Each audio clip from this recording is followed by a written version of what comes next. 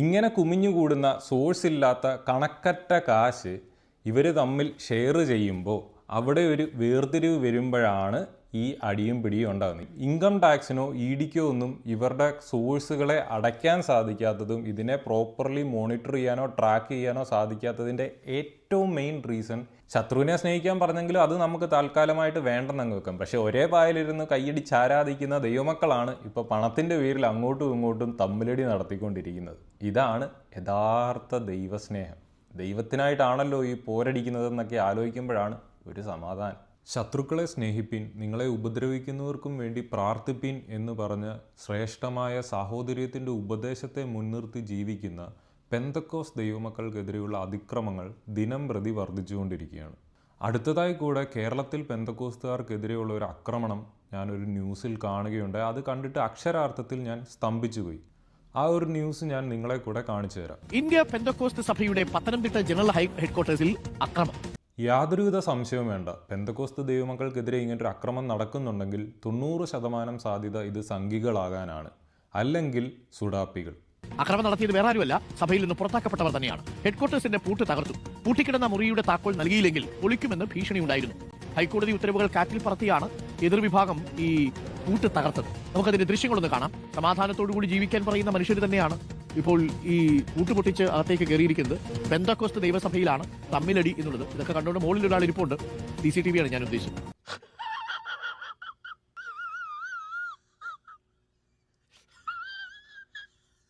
ഇപ്പോൾ പ്രേക്ഷകർക്ക് ആ ദൃശ്യങ്ങൾ കാണാം. താഴ് തല്ലി പൊളിക്കുന്നു. ഇത് എതിർച്ചേരിയാണ്. ഷിബു നെടുവേലിയുടെ നേതൃത്വത്തിലാണ് പൂട്ടുകൾ തകർത്തത്.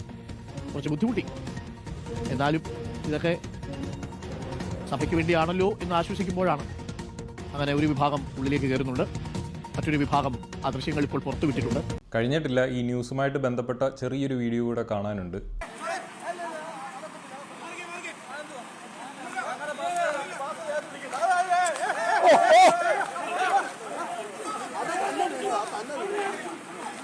അടിച്ചിട്ടൊന്നുമില്ല, ഇവിടെ നന്നായിട്ട് വീഡിയോ പിടിച്ചിട്ടുണ്ട്.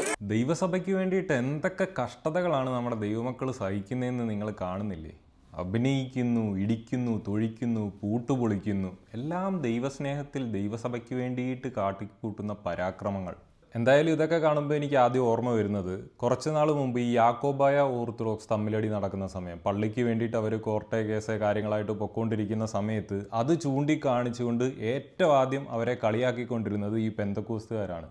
സഹോദര സ്നേഹമില്ലാത്ത കുറേ വിശ്വാസികൾ, ഇവരൊക്കെയാണ് ദൈവനാമം പറയാനായിട്ട് നടക്കുന്നത്, എന്ത് ദൈവസഭയാണിത്, ഇതൊക്കെ പറഞ്ഞുകൊണ്ടായിരുന്നു ഏറ്റവും മുന്നിൽ അവരെ കളിയാക്കാനായിട്ട് ചാടി ഇറങ്ങിക്കൊണ്ടിരുന്ന ആൾക്കാരാണ് ഈ പെന്തക്കോസ്തുകാർ. ഈ പെന്തക്കോസ്റ്റൽ ഹീറോസൊക്കെ ഇപ്പം എന്ത് ചെയ്യുകയാണെന്നാണ് എനിക്ക് അറിയാത്തത്. എന്തായാലും ഇതിൻ്റെ മൂലകാരണങ്ങളൊക്കെ എന്താണ്, എന്തുകൊണ്ടാണ് ഇതൊക്കെ സംഭവിക്കുന്നതെന്ന് ഞാൻ പറഞ്ഞു കഴിഞ്ഞാൽ ആദ്യം പെന്തക്കോസ്തുകാർ വന്നിട്ട് എന്നെ ചീത്ത വിളിക്കും. നീ നിരീശ്വരവാദിയാണ്, നീ ഞങ്ങളുടെ ഇടയിൽ കുത്തിത്തിരിപ്പുണ്ടാക്കാനായിട്ട് വന്ന് അനാവശ്യമായിട്ട് ഒരിക്കലും നടന്നിട്ടില്ലാത്ത, നടക്കാത്ത, ഇനി ഒരിക്കലും നടക്കാൻ സാധ്യതയില്ലാത്ത കാര്യങ്ങൾ പറയുകയാണ് എന്ന് പറഞ്ഞ് ചീത്ത വിളിക്കും. അതുകൊണ്ട് നിങ്ങളുടെ ഈ പെന്തക്കോസ്തിനകത്ത് തന്നെ നിൽക്കുന്ന ഒരു പാസ്റ്റർ ഇതിനെക്കുറിച്ച് എന്താണ് പറയുന്നതെന്ന് ഞാനൊന്ന് കാണിച്ചു തരാം. എൻ്റെ ഒരു അഭിപ്രായവും ഞാൻ ഇനിയും പറയുന്നില്ല. സാറേ, ഇതിൻ്റെ പിന്നിൽ പണപ്പെരുപ്പമാണ് ഇതിൻ്റെ പിന്നിലെ പ്രധാനപ്പെട്ട അതേ കാര്യങ്ങൾ. പണപ്പെരുപ്പം, ഇത് ഡോളറാണ് വാസ്തവത്തിൽ ഈ പ്രശ്നങ്ങളെല്ലാം ഉണ്ടാക്കിയെടുക്കുന്നത്. പ്രത്യേകിച്ച് പെന്തക്കോസ്ത് ഗോളത്തിൽ ധാരാളം പണം കുമിഞ്ഞു വരുവാനിടയായി. വിദേശ രാജ്യങ്ങളിൽ പോയി വന്ന ദൈവദാസന്മാരെ, ദൈവമക്കളെ നിർലോഭമായി ഈ ഇന്ത്യയുടെ പ്രവർത്തനത്തിന് വേണ്ടി ഓരോരുത്തരുടെ കൈകളിൽ കൊടുക്കുകയും മറ്റുമല്ല, അവിടെയുള്ള സായിപ്പുമാര്, അവിടുത്തെ സഭകൾ, മറ്റു സഭകളും കളക്ഷൻ എടുത്ത് നമുക്കിവിടെ പണം അയച്ചു തരുന്ന സമ്പ്രദായം ഇപ്പോഴും തുടർന്നുകൊണ്ടിരിക്കുകയാണ്. അതിനൊക്കെ ലിമിറ്റേഷൻ ഇപ്പം ഗവൺമെന്റ് വെച്ചിട്ടുണ്ടെങ്കിലും ഇപ്പോഴും അത് വരുവാനുള്ളതായ സാഹചര്യങ്ങൾ എല്ലാം ഒരുക്കിയിട്ടുണ്ട് എന്നുള്ളത് വാസ്തവമാണ്. ഈ പറഞ്ഞൊരു കാര്യം എല്ലാവരും ശ്രദ്ധിച്ച് കേട്ടു എന്ന് ഞാൻ വിശ്വസിക്കുന്നു. ഈ പാസ്റ്റർമാരൊക്കെ ഇപ്പോൾ ഏറ്റവും കൂടുതൽ പ്രസംഗിച്ച് നടക്കുന്ന ഒരു കാര്യമാണ്, ഇന്ത്യ ഗവൺമെൻറ് ഞങ്ങളുടെ വരവിൻ്റെ സ്രോതസ്സുകളെല്ലാം അടച്ചിട്ടും ഞങ്ങൾ ദൈവസ്നേഹത്തിൽ ഇങ്ങനെ പൊളിച്ച് നടക്കുകയാണ് എന്നൊക്കെ തെള്ളിവിടാറുണ്ട്. എവിടെയും അടച്ചിട്ടില്ല, വരുന്ന കാശ് വന്നുകൊണ്ട് തന്നെ ഇരിക്കുന്നു. അത് വരാൻ ഇച്ചിരി ബുദ്ധിമുട്ടുണ്ട്, പണ്ടത്തെ പോലെ അത്ര എളുപ്പം വരുന്നില്ല എന്നത് ഒഴിച്ചു കഴിഞ്ഞാൽ കുമിഞ്ഞു കൂടുന്ന കാശ് കുമിഞ്ഞു കൂടിക്കൊണ്ട് തന്നെ ഇരിക്കുകയാണെന്ന് ഉള്ളിൽ നിൽക്കുന്ന ഒരു പാസ്റ്റർ തന്നെ അറ്റസ്റ്റ് ചെയ്ത് പറഞ്ഞിട്ടുണ്ട്. ഈ പണം കൂടിയതാണ് ഇതിന് കാരണം. അത് ശവമുള്ളിടത്ത് കഴുക്കൾ കൂടും എന്ന വചനത്തിൽ എഴുതിയിരിക്കുന്നത് പോലെ ഈ പണമുള്ളതായ വ്യക്തി ആരോ അവരോട് കൂടെ ഈ വ്യക്തികൾ കൂടുകയും അതിനകത്ത് നിന്ന് ഉത്ഭവിക്കുന്ന അധികാരഭ്രമം ഇവിടെ അടിച്ചേൽപ്പിക്കുകയും സാധുക്കളായ പാസ്റ്റർമാര് ഇവരെ പേടിച്ച് നിൽക്കുകയും ചെയ്യുന്നത് കൊണ്ട് ഇവർക്ക് എന്തും ആകാം. കാരണം ഇത്രയും ജനങ്ങൾ, ഏതാണ്ട് 25 ലക്ഷത്തോളം ജനങ്ങൾ ഇന്ന് കേരളത്തിലുണ്ട്. അതിന്റെ ഒരു നല്ലൊരു ഭാഗം IPCയിലുമാണ്. അപ്പൊ ഇത്രയും ജനബാഹുല്യമുള്ളതായ ഒരു സഭാ സംവിധാനത്തിൽ ലീഡർഷിപ്പിന് വേണ്ടി ഉള്ള മത്സരമാണ് വാസ്തവത്തിൽ നടന്നുകൊണ്ടിരിക്കുന്നത്. അതിന്റെ അകത്ത് കയ്യൂക്കുള്ളവൻ കാര്യക്കാരൻ എന്ന നിലകളിൽ ഇപ്പോൾ മുന്നോട്ട് പോവുകയാണ്. ഒരു സെൻട്രൽ പാസ് ആയി തീർന്നാൽ പാസ്റ്ററുടെ ഒരു അഭിപ്രായത്തിൽ എത്ര രൂപ ഒരു മാസം അദ്ദേഹത്തിന് വരുമാനം ഉണ്ടാവും? ഒരു സെൻട്രൽ പാസ് ആയി തീർന്നാൽ എത്ര രൂപ അദ്ദേഹത്തിന് വരുന്നെന്ന് ഒരു കണക്കും പറയാൻ പറ്റത്തില്ലാത്ത സ്ഥിതിയിലാണ് ഇപ്പോൾ ആയിരിക്കുന്നത്. എങ്കിലും ആവറേജ് ഒരു സാധാരണ ഒരു സെൻട്രൽ പാസ്റ്റർക്ക് ഒരു 1 ലക്ഷം 1 ലക്ഷം രൂപയോളം വരുന്നതിന് ഒരു ബുദ്ധിമുട്ടുമില്ല. അതിലൊക്കെ ഒരുപാട് കാശുകളാണ് വന്നുകൊണ്ടിരിക്കുന്നത്. എങ്കിലും ആവറേജ് 1 ലക്ഷം രൂപ ഒരു പാസ്റ്ററുടെ കൈവശം വരും. എന്നാൽ അതിൽ ഇല്ലാത്തതായ സെൻട്രൽ പാസ്റ്റർമാരുണ്ട് എന്നുള്ളത് ഒരു വാസ്തവമാണ്. അതുകൊണ്ടാണ് ഈ അധികാരത്തിലേക്ക് എത്താൻ ഉള്ള ഈ മത്സരം നടക്കുന്നത്. തീർച്ചയായിട്ടും അധികാരം കൈമാറ്റം ചെയ്യാതെ, വികേന്ദ്രീകരണം നടത്താതെ, ഇത് ഞാൻ മരിക്കുന്നിടം വരെ എനിക്ക് വേണമെന്ന് പറഞ്ഞ് കടിച്ചു തൂങ്ങി കൊളയട്ടോ പോലെ കിടക്കുന്നതിന്റെ പിന്നിൽ ഈ ദ്രവ്യമാണ്, പണമാണ്.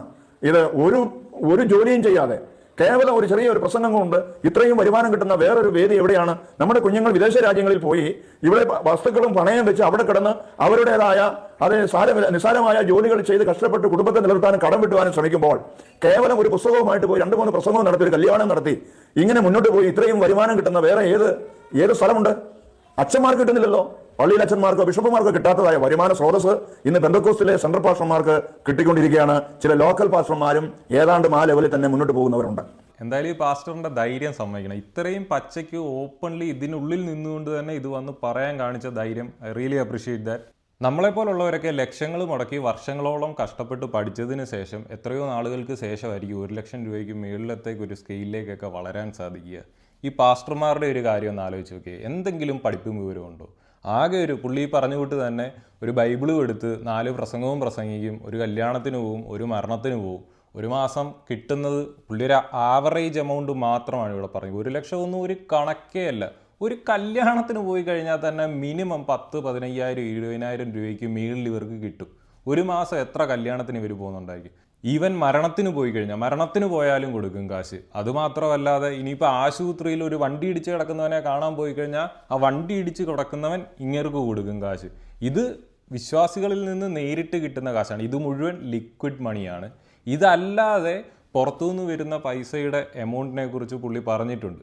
വന്ന് കുമിഞ്ഞു കൂടിക്കൊണ്ടേയിരിക്കുകയാണ്. അവിടുത്തെ വിശ്വാസികൾ അല്ലാതെ പിരിവിട്ട് നടത്തി കിട്ടുന്ന കാശുകൊണ്ട്, സായിപ്പന്മാരുടെ കാശെന്നൊക്കെ കൃത്യമായി പുള്ളി തന്നെ പറഞ്ഞു വെച്ചിട്ടുണ്ട്.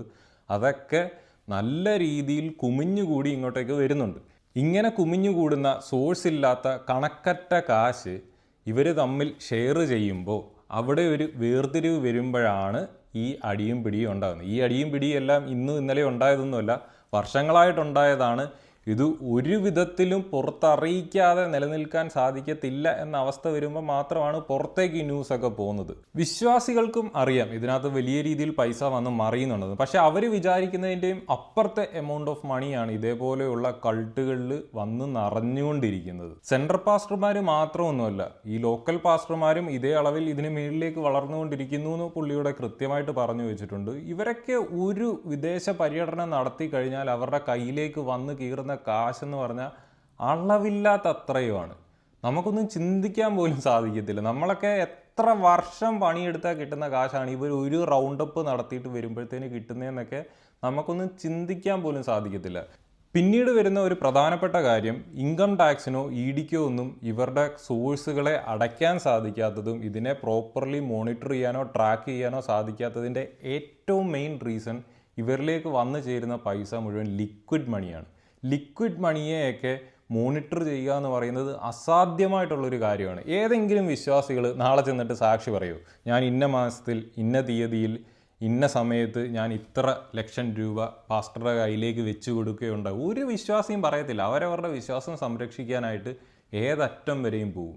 ഇതിൽ പാസ്റ്റർമാരെ കുറ്റം പറയേണ്ട യാതൊരുവിധ കാര്യമില്ല, വിശ്വാസികളെ തന്നെയാണ് കുറ്റം പറയേണ്ടത്. കാരണം ഇവർക്ക് പണിയെടുക്കാതെ ഇങ്ങനെ ശീലിച്ചു പോയി. കാലഘട്ടങ്ങളായിട്ട് അവർ ഈ ഒരു ശീലം തുടർന്നുകൊണ്ടേയിരിക്കുകയാണ്. അപ്പോൾ അവർ കൂടുതൽ പൈസ കിട്ടുന്ന ഒരു സോഴ്സിലേക്ക് മാത്രമേ നോക്കത്തുള്ളൂ. നിങ്ങളാണ് ചിന്തിക്കേണ്ടത്, ഞാൻ ഈ കഷ്ടപ്പെട്ട് പണിയെടുക്കുന്ന കാശ് എങ്ങോട്ടേക്ക് പോകണം? എൻ്റെ കുടുംബത്തിന് പോകണോ? എൻ്റെ മക്കൾക്ക് പോകണോ? അവരുടെ പഠിത്തം, ആരോഗ്യം കാര്യങ്ങൾക്കായിട്ട് പോകണോ? അതോ ഒരു പണിയെടുക്കാതെ കാല് നീട്ടിയിരിക്കുന്നവൻ്റെയൊക്കെ അണ്ണാക്ക് നിറയ്ക്കാനായിട്ട് ഞാൻ ഇട്ട് കൊടുക്കണോ എന്ന് ചിന്തിക്കേണ്ടത് വിശ്വാസികളാണ്. എന്തായാലും ഇതൊരു തുടക്കം മാത്രമാണ്. IPCയിൽ നിന്ന് തുടങ്ങുന്നു. ഇനിയും ഓരോ ചർച്ചകളിലായിട്ട് ഇതിങ്ങനെ പുറത്ത് വന്നുകൊണ്ടേയിരിക്കും എന്ന കാര്യത്തിൽ യാതൊരുവിധ സംശയമില്ല. എല്ലാ ചർച്ചിലും നടക്കുന്നത് ഇതേ കാര്യം തന്നെയാണ്.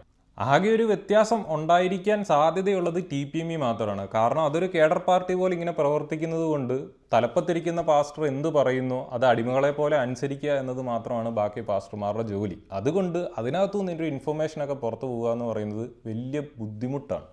അതല്ലാതെ ബാക്കിയുള്ള ചർച്ചകളുടെ എല്ലാം ഇങ്ങനെ പുറത്തു വന്നുകൊണ്ടേ ഇരിക്കും എന്ന കാര്യത്തിൽ പ്രത്യേകിച്ച് സംശയമൊന്നുമില്ല. ഇന്നല്ലെങ്കിൽ കുറച്ച് വർഷങ്ങൾക്ക് ശേഷം തീർച്ചയായും ഈ ഉടായ്പകളെല്ലാം പുറത്തു വരിക തന്നെ ചെയ്യും.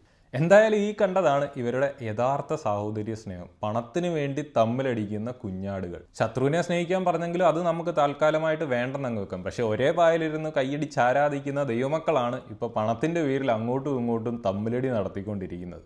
ഇതാണ് യഥാർത്ഥ ദൈവസ്നേഹം. ദൈവത്തിനായിട്ടാണല്ലോ ഈ പോരടിക്കുന്നതെന്നൊക്കെ ആലോചിക്കുമ്പോഴാണ് ഒരു സമാധാനം. എന്തായാലും എല്ലാ പെന്തക്കോസ് ദൈവ കുഞ്ഞാടുകളോടും എനിക്ക് പറയാനുള്ളത്, ഇതെല്ലാം കണ്ടുകൊണ്ട് മുകളിൽ ഒരു തക്കുടു ഇരിപ്പുണ്ട്.